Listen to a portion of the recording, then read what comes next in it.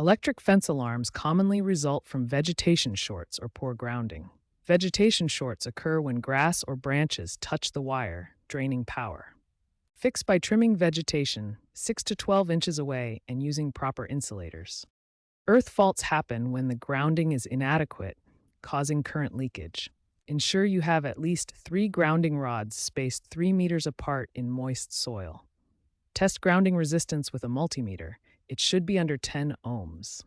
Adding more rods or conductive gel can improve grounding. Addressing these two issues resolves the majority of false alarms. If vegetation and grounding are good, check the fence voltage.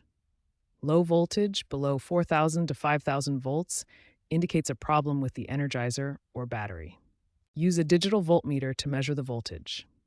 Ideal readings are 5,000 to 10,000 volts, depending on fence length. Recharge or replace batteries, and ensure the energizer is appropriately sized for your fence. Consider upgrading to a smart fence monitor for real-time diagnostics and fault pinpointing via GPS. These systems send app-based alerts and can even predict shorts, reducing manual checks and improving overall fence reliability.